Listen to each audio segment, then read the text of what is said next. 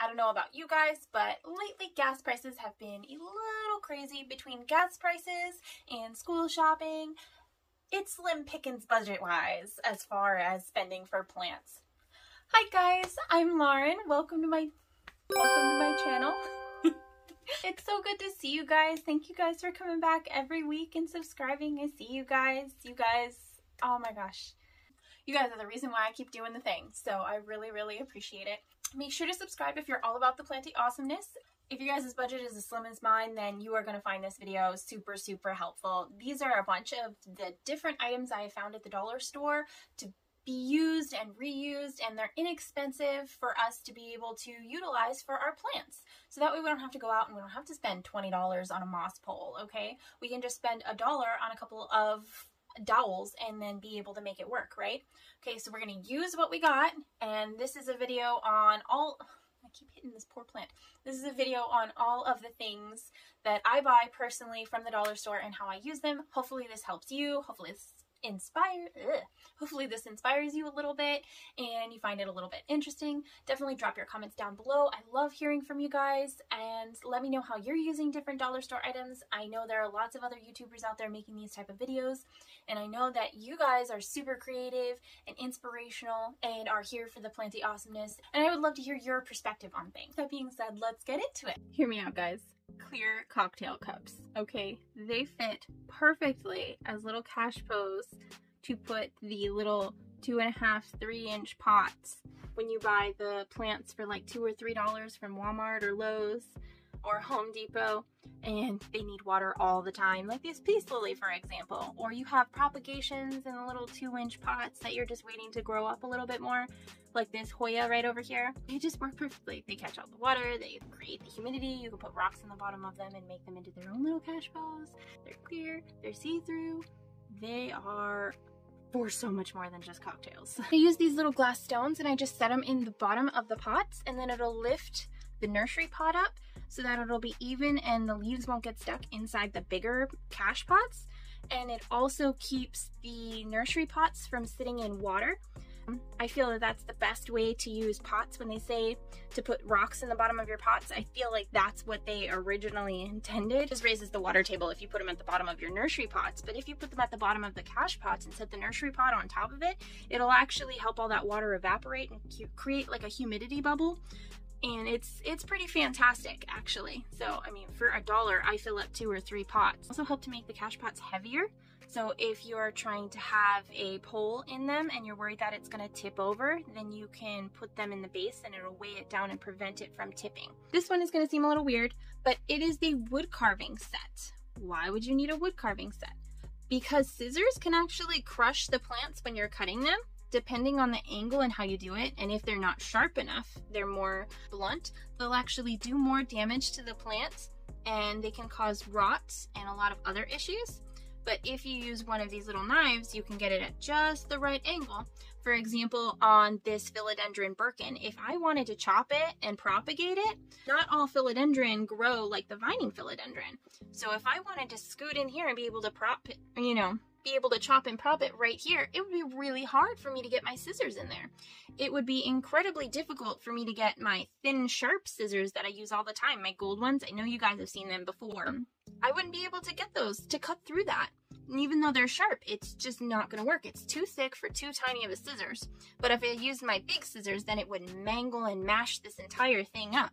So if I take this little teeny tiny knife and I can cut it and angle it how I need, there you go. They are also fantastic for notching. I know you think woodworking, why the heck would you need that when you're raising plants? If you do any notching where you have like fiddle leaf figs, for example, or a ficus audrey, for example, that lost its leaves at the base, you can go ahead and notch and cut out little chunks of it at the base there, and that'll promote new growth there for you. So that way you don't have to completely and totally chop your plants up. Start all at zero, rerooting it and keeping your fingers crossed all over again.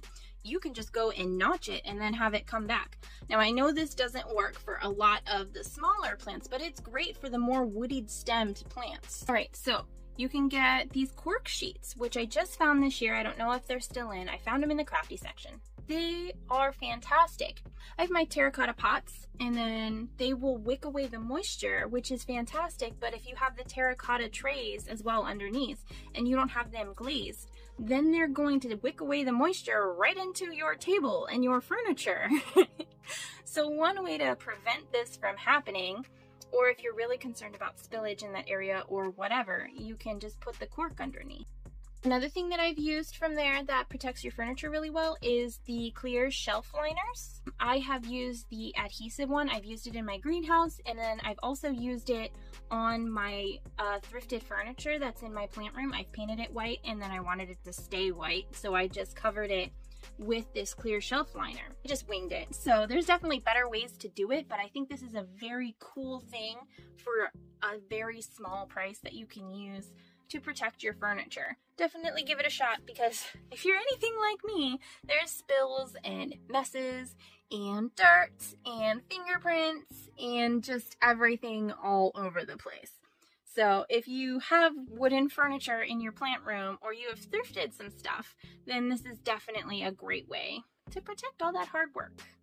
And I love using these little totes from the dollar store. I don't know if they're called totes or containers. There's the organization buckets, I guess is what we're gonna call them. And they're fantastic. You can store plant stuff in them. You can mix soil in them. You can keep plants in them. You can bottom water plants in them. There's just so many different things that you can do. I have several of them. When they start to break after a couple of years, I will go ahead and get some new ones. You can even use them as planters if you wanted to. You can have multiples, cut them to size. I mean, there's just, it's endless possibilities for planty awesomeness with these. Definitely highly recommend, and they last a long time for $1.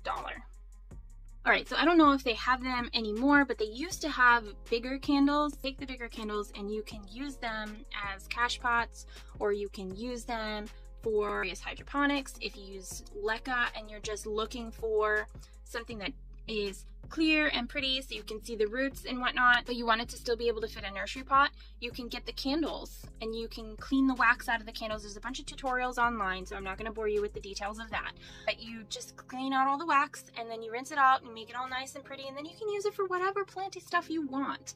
You can use it for planty storage, you can use it as the cash pot, you can use it for leca.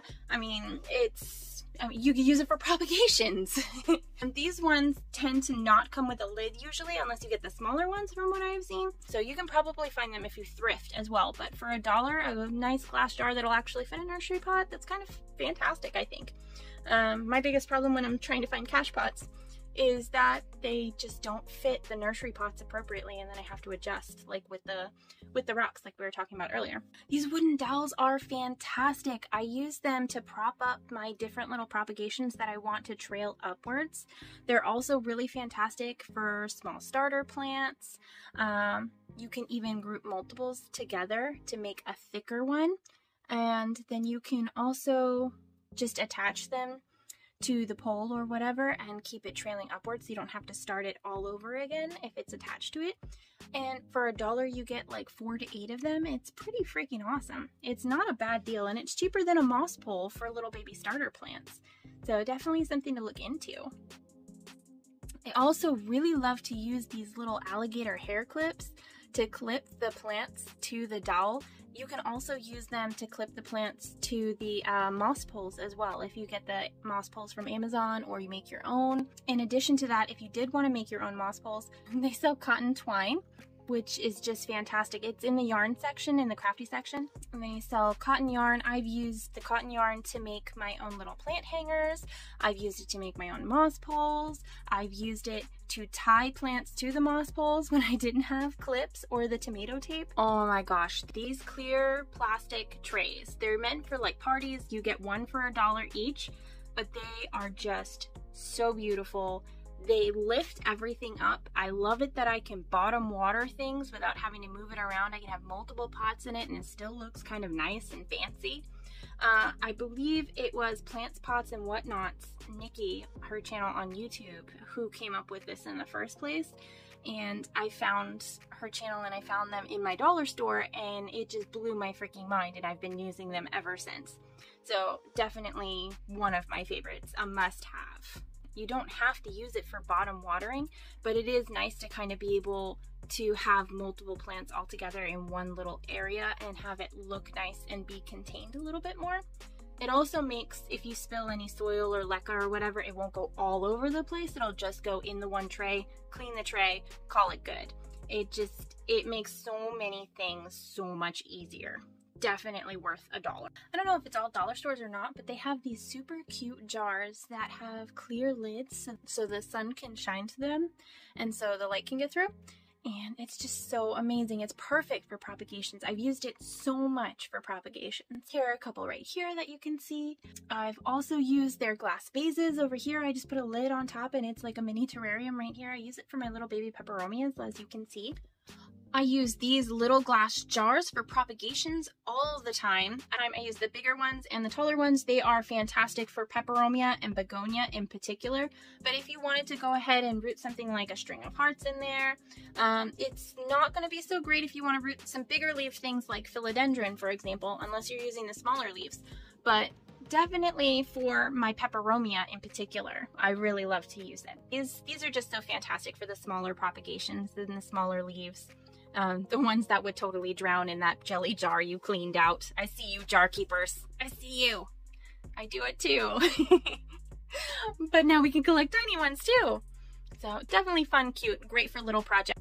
All right, and last but definitely not least, I use this more than anything else. I swear, guys, and you're gonna be completely shocked, okay? I use Ziploc bags. It doesn't have to be Ziploc bag branded, okay? It doesn't matter. But I use these little bags because I can put them around pots when I'm trying to build up humidity for the top of the pot. I have just shoved sphagnum moss in the bottom of them or perlite in the bottom of them. I currently have my Hoya polyneura rooting and regrowing in a bag of damp perlite in a Ziploc bag. Basically a cheap and easy way to create humidity, to be able to make anything happy, to root anything that you need. You can rinse them out and reuse them. It is a great way if you have a smaller plant that's not too huge, that happens to be infested with pests and you can't move it someplace else. This is a perfect way to be able to isolate that plant. It gives it its own little environment. I use mine for my peperomia. It creates a very inexpensive mini humidity chamber if you have plants that are recovering. I mean, there is so many uses. And it's reusable. Like, it's just mind-blowingly simple and awesome, guys. So definitely give it a chance. If you take nothing else from this video, definitely try some Ziploc bags. I know there are other ways you can do it, but humidity is key in so many different aspects of a plant's life and recovery. There's just no reason to not have an inexpensive means at your disposal at any time to be able to take care of that issue so easily. Thrips? Throw it in a bag. Dying because it needs humidity? Throw it in a bag. The sun is too much and you have no other place to move it? Throw it in a bag. Love it. Hopefully this video helped you a little bit. Thank you so much for watching. I really appreciate your time. Hopefully some of these tips will help you guys, you know, trim down your budget a little bit on the planting utensils, and that way you'll have a little bit of extra finances available to be able to buy some of those wish list plants that you're really hoping for. I hope you guys have a wonderful week, and I will see you in the next one. Bye!